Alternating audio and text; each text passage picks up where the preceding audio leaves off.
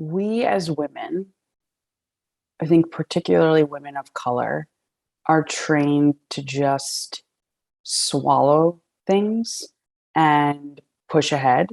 We are innately caregivers and caretakers, even if we don't have children, biological or otherwise, of our own. And I just think that I think it is fundamentally really important that women who are dealing with painful circumstances or situations in their lives, that they just take a moment to, do what you did and really listen to that inner voice and acknowledge it and try and get a sense for what you need to move through these things with greater ease. My queen, oh my goodness, what an incredible, incredible, heartful, soulful, powerful, profound episode I have for you today. I have the great honor of being here with Marisa Renee Lee. She is the author of Grieve is Love. And my goodness, does she just reveal her story of realness, transformation, all the things. She's incredible. She's gone to Harvard. She worked in the Obama administration in a number of capacities. She's the CEO of Beacon Advisors. She's the co-founder of Supportal, the founder of the Pink Agenda. I mean, this woman is the real deal, the whole package. She's career woman, she is mother, she is wife, she is daughter, she is sister, and now she is our newest friend in the Divine Living community. So sit back, relax, and enjoy this incredible episode. Alrighty, queens, welcome to today's Divine Living podcast. It is my great, great pleasure and honor to be here with Marisa Renee Lee, the author of Grieve is Love. She has so many impressive credentials. She's worked in the Obama White House, and I could go on and on. But as a former psychotherapist, I know how important this subject is on this great new book that she has just written. And I really want to dive into the depths of it so you get to know this extraordinary woman, and also for you to really be taken care of on your journey. We know that every woman has a story, and too many women are suffering in silence or think that there's something wrong with them, or they need to, not that I have anything on it, but they need to medicate in some form or another. They need to do things to get through the pain. And I think that we learn through stories. And when we hear this extraordinary author and advocate's story, you're going to feel even more at home here. So Marisa, welcome to the show. Yay. Thank you so much for having me. I really appreciate it. I'm super pumped to be here. So yeah, let's just jump right in. Let's dive right in. So let's give our listeners a little bit of the backstory that led you to writing this extraordinary and important book. So when I was a kid, both my parents were super active and involved parents, the folks who were always on every field trip and teaching Sunday school, coaching basketball, etc. And then one day everything changed. When I was 13, the way I remember it in my brain is just one day my mom got sick and she never got better. And it would take years to figure out what was wrong, but she had multiple sclerosis. And so I grew up with a sick and disabled parent, which was definitely a challenge, but we were all collectively committed to getting through it, which definitely looked a little different in the 80s and 90s versus what it looks like today. But we got through it. I ended up at Harvard. And then the week that I was graduating from college, my mom had been pretty sick throughout my senior year, lots of hospital stays and in doctor's offices. And it turned out she actually had stage 4 breast cancer on top of her MS. And so it wasn't detected? No, that is a whole other episode focused on, how we really need to listen to women, especially women of color, and bias that we know exists in the healthcare system. But sadly, even though my mom was a woman who got her regular mammograms and was generally very good about taking care of herself in that way. It was not detected. So the woman had multiple sclerosis and stage 4 breast cancer that had migrated at that point throughout her skeletal system. And so I decided after 4 years at college to actually move back home and help my parents figure out this complicated diagnosis, healthcare situation, et cetera. And after a year, I started my job in banking and was still, back and forth to my parents trying to support them. And we always knew that a stage 4 breast cancer diagnosis meant that my mom was going to die and that it was going to be soon. But she was a fighter, and she did as well as someone could have for a pretty long time. And then when I was 25, she had just turned 49 and she passed away. And I thought, because I was very honest with everyone in my life, work colleagues, friends, et cetera, about what was going on with my mom. I knew that she was really sick and that it wasn't something that she was going to recover from. So I thought that I had prepared myself to lose my mother. I read Elizabeth Kubler-Ross's On Death and Dying. I found a halfway decent therapist. Like I checked all of the boxes, and I even went so far as to have the conversations with my mom about, her funeral, what she wanted to do with different pieces of jewelry and, all of the things. And then when the moment actually came, I was a mess. I was unmoored. I had anchored myself to this woman who was also, even sick, a wonderful mother and, my best friend, but she was also someone who I helped care for since I was 13. And so, I didn't, 25. yeah. And so I didn't know what to do. I didn't know why I was so sad, which in retrospect, that's crazy. But I really thought that there was something wrong with me for being so just stricken and lost and overwhelmed and sad about the fact that my mom had died. So I Why, didn't, yeah, go ahead. why do you think that was the experience you had in your body, that there was something wrong with you? I think that we have this idea in this country, in our culture, that if you are sad or angry or, even dealing with anxiety, depression, et cetera, that like it is your job to fix it as quickly as possible.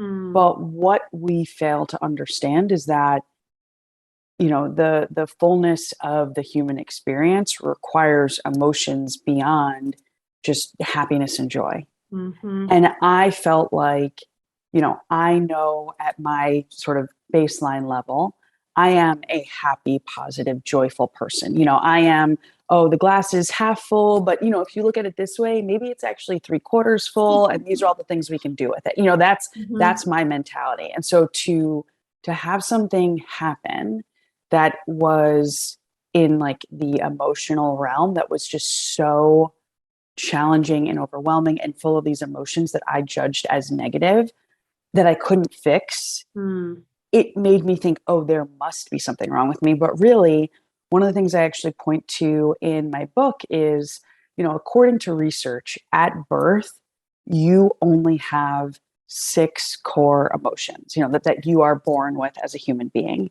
And when we look at them, it's joy, but it's also anger, sadness, disgust, surprise, and fear. And we tend to think of many of those as bad.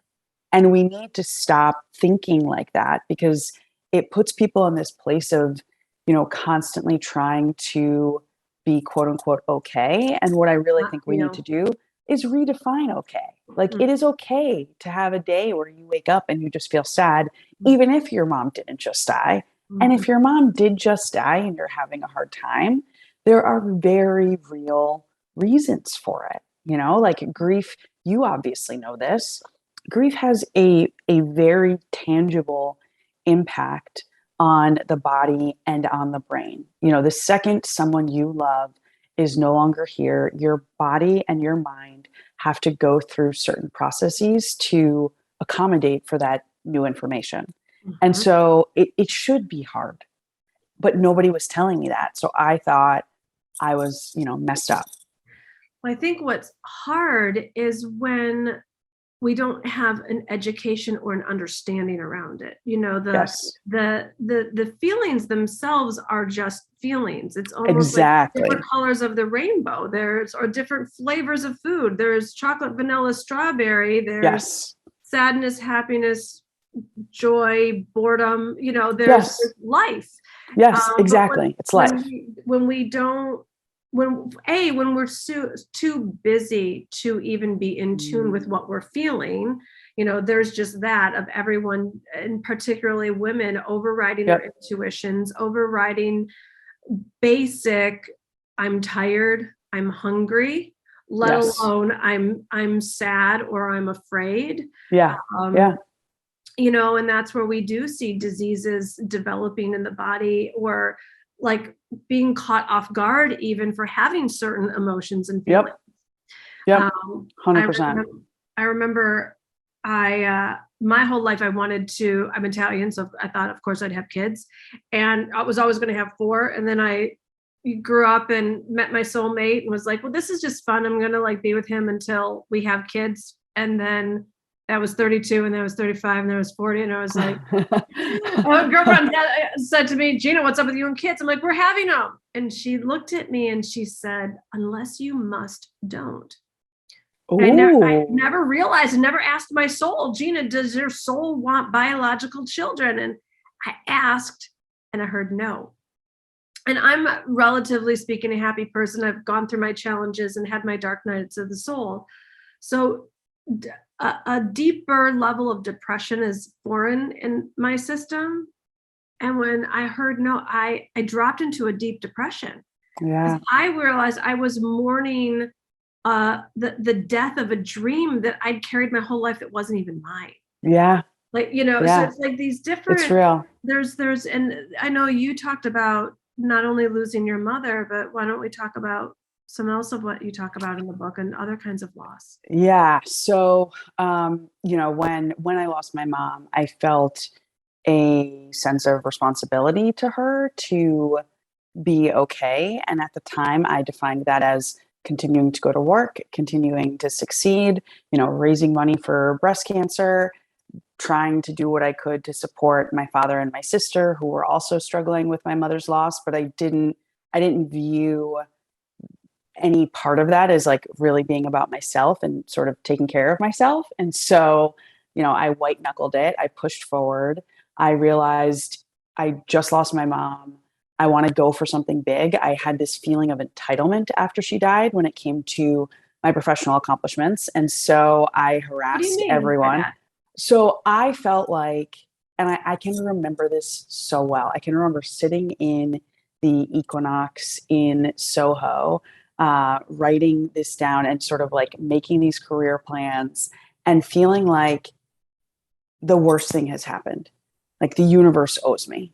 God owes me, whoever, the worst thing has happened to me. I could not stop it. I did everything in my power to support my mom, to help her transition as peacefully as possible. I did my part and suffered greatly. And I felt like, you owe me.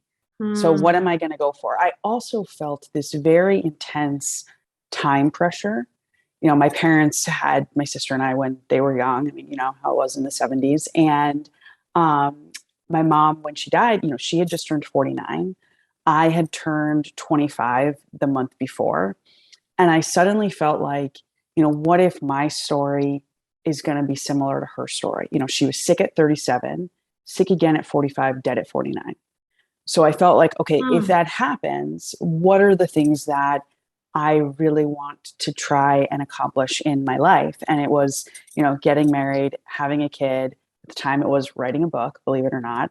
And I wanted to work for the first Black president. And I said, okay, what of those things can you sort of control, I guess? And I went for Obama and it worked. And so I came to DC now, almost exactly 12 years ago, and worked for the president in a variety of positions in the White House, across the administration. And while I was here, of course, met a guy, we got a dog, we got married, all the things. But also while I was here, I learned probably around the time my mom was dying, I lost my ability to naturally become a mother myself.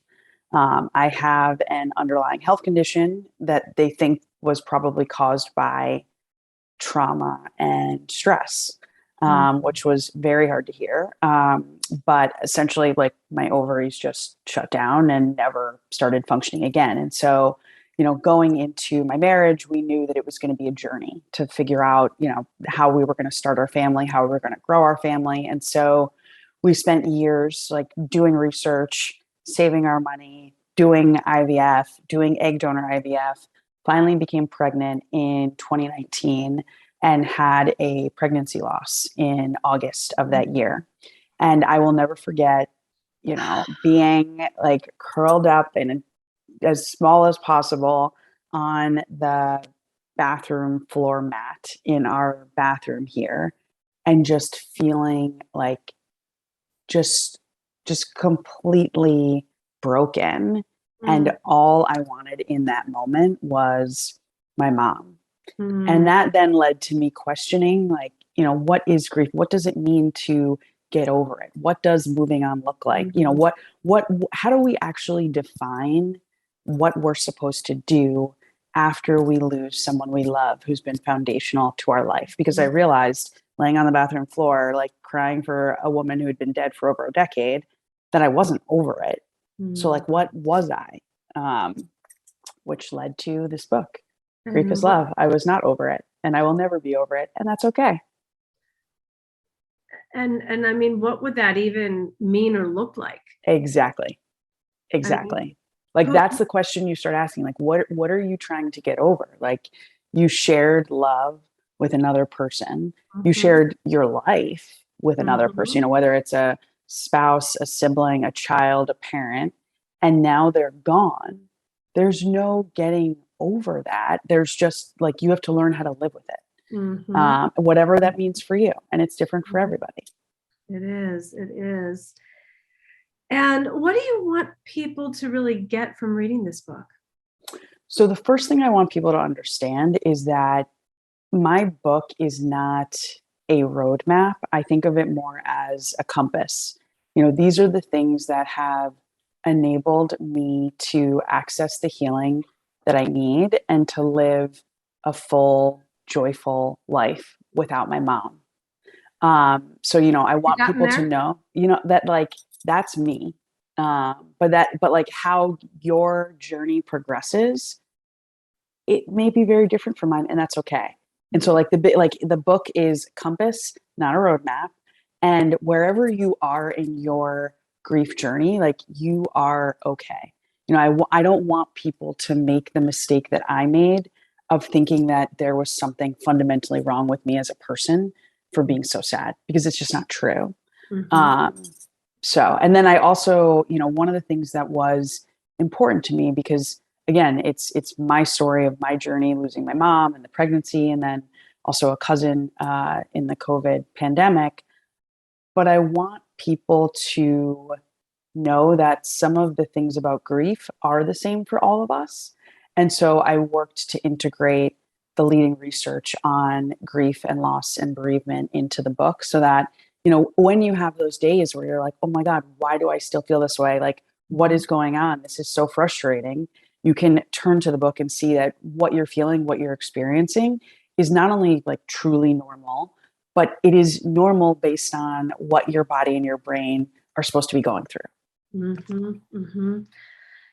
As a human who's worked with women for the past 20 years and seen all the different types of grief that women experience, and typically invisibly and silently. Yep. There, of course, there's bereavement around death. There is that around divorce, loss of job, waking up and becoming aware of or remembering past sexual abuse. Family estrangement, the opposite grieving of what you and your mother had, and family, like, Oh yeah. like, families falling apart and not Yeah. speaking to each other. And so almost like I work with women who are grieving the loss of their living daughters and Yep. sons because of whatever family dynamics, addiction, etc. And so, what would you say to these women who are like kind of existing? Like they're putting on the good face, they're going back to work, they're pushing through, they're good people. They're like, I can't change, Yeah. I've done everything I know to change it, and this is just the way it is. Yeah. I would say we as women, I think particularly women of color, are trained to just swallow things and push ahead. We are innately caregivers and caretakers, even if we don't have children, biological or otherwise, of our own. And I just think that I think it is fundamentally really important that women who are dealing with painful circumstances or situations in their lives, that they just take a moment to, do what you did and really listen to that inner voice and acknowledge it and try and get a sense for what you need to move through these things with greater ease, because it's never going to be easy. If talking about addiction, divorce, job loss, like other challenges that just happen in the course of being alive. Mm-hmm. There are some things that are just not easy at all.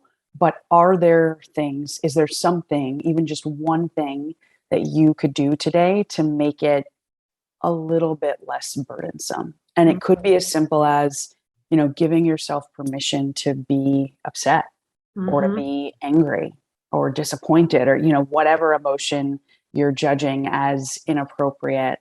Like maybe it's just opening yourself up to that so you can move through it easier.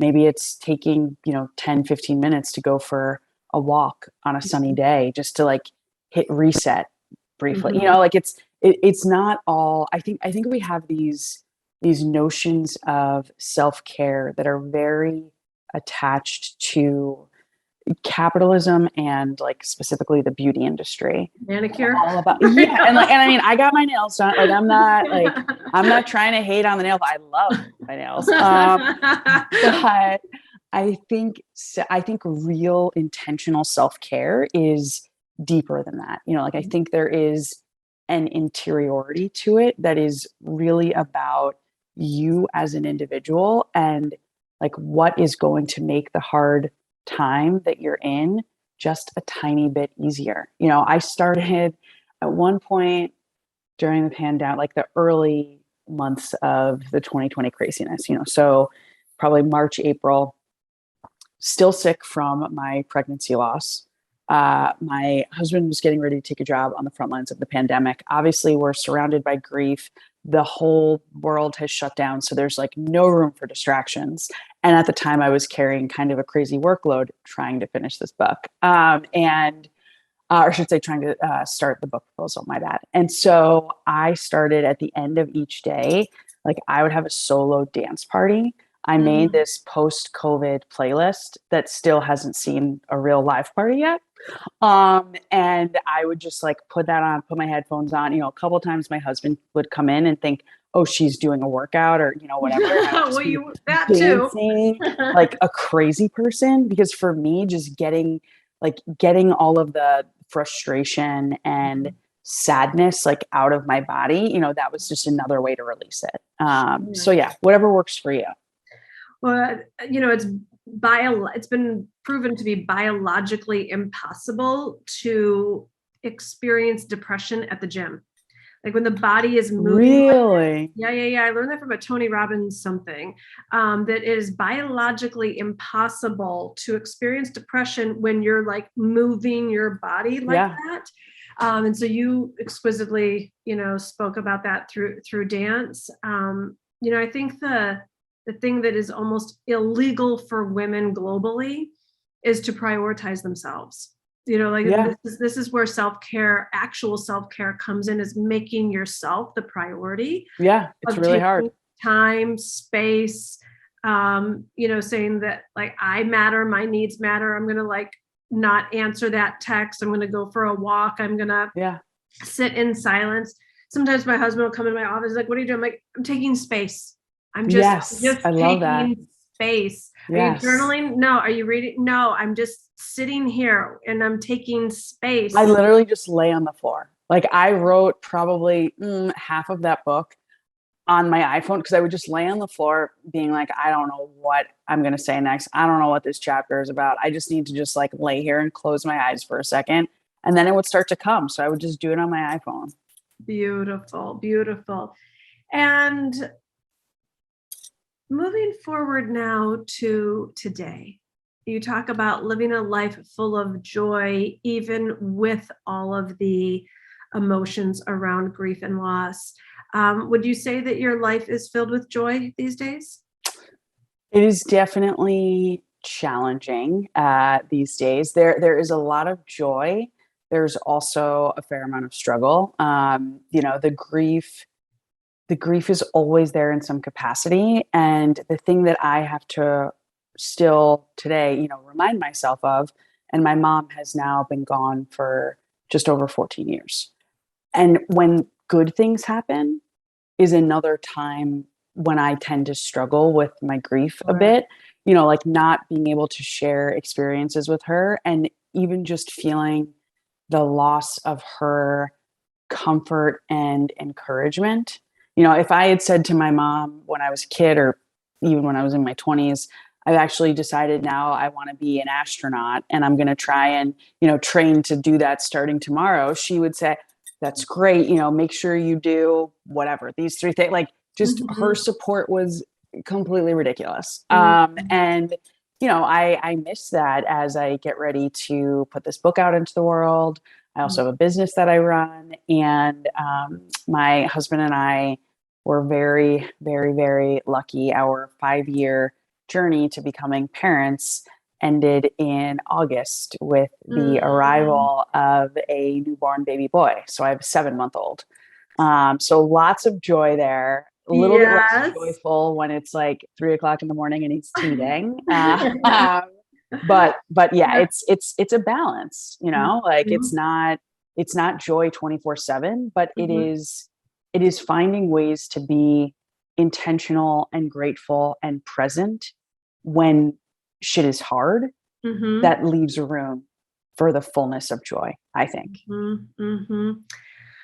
I remember one time I was speaking on stage and, our culture so glorifies youth and, like whatever, teenage beauty and the glory days of the 20 somethings. And I was like, I was probably definitely past 40. I'm 49 now. So I don't know, maybe I was. Oh my God, you look amazing. Thank you. I was like 45, I think. And I was like, look, with all due respect to the millennials out there and like looking great, I'm like, here's where we need respect. If you like, once you're past 25, 35, 45, 55, 65, and you can still have a smile on your face and actually experience, or you're still good, like going for it or dusting yourself off. I didn't need that much to dust myself off. I didn't have this story in my 20s. My knocks came more in the deeper lessons in life came for me more in my 30s. So it's like, I didn't need that much to get going or brush myself off. In your 30s, there's still like a lot of life in it.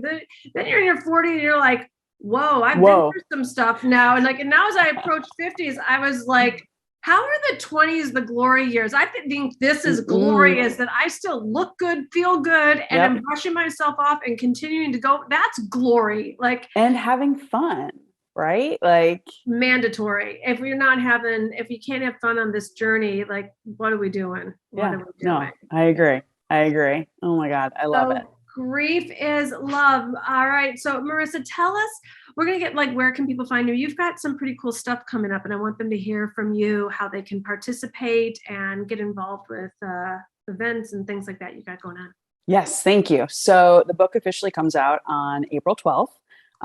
That week, and yes, Grieve is love. That week and the following week, there are a handful of online and also live in-person events. Say your prayers, cross your fingers that we can Wow. still host them. Well, we'll have all the links in the show notes. Where are the in-person events? So in person, we're going to be at RJ Julia Bookstore on April 14th in Madison, Connecticut.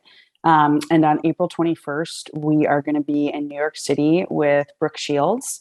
We're still finalizing a location, but we will be in conversation together. And for folks who didn't know this, Brooke has actually experienced quite a bit of grief and loss throughout her life. And she's just a wonderful person to chat about these things with. We will be here in DC on May 7th at Politics and Prose, and we'll be updating other event timing and dates and locations throughout the next few weeks. So folks should definitely follow along on Instagram. I'm Marisa Renee Lee. And over there, you can also sign up for my newsletter, which will have all these updates as well. Beautiful. And we will have all of this in the show notes, everyone. It's a really beautiful read. I think the other thing too, we shared the same publisher, which is how Marisa connected. I was like, Krishan, we're like, who is this woman? Like, give me your best people from a podcast. When I heard Grief is Love, I was like, at first she was like, well, I don't know that that's like Divine Living. I was like, at Divine Living, we do it all here. Yes, send it on over. And as substantive as this is, it's not heavy. Well, thank you. That was the goal. It's like, I started reading it and I kind of braced myself. I was like, okay, I kind of have an idea. I've read the press release. I got it. I'm like, but I'm here for it. And I started reading. I was like, oh, not like this is as much empathy and compassion as I had for what you were so vulnerably sharing. There was this, I don't know how else to say it. There's a lightness to your style and your. Oh, that makes me so happy. And it's like, I was like, oh, I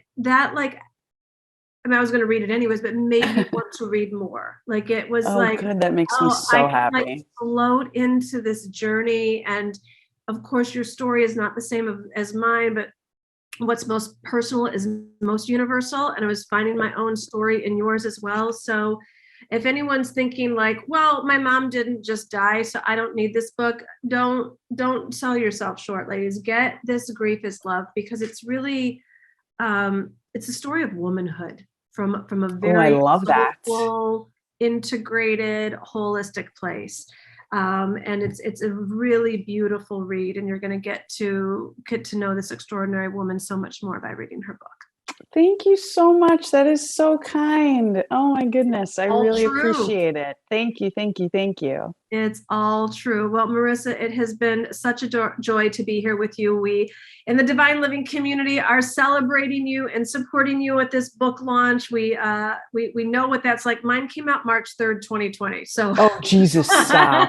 Yes. So you got a good sister here in getting support to get the book out into the world right now. So yes, I will sing it from the rooftops. We'll make sure our people get it. Thank you. I'd love to stay in touch with you as well. Yes, please. Thank you so much. You're so welcome.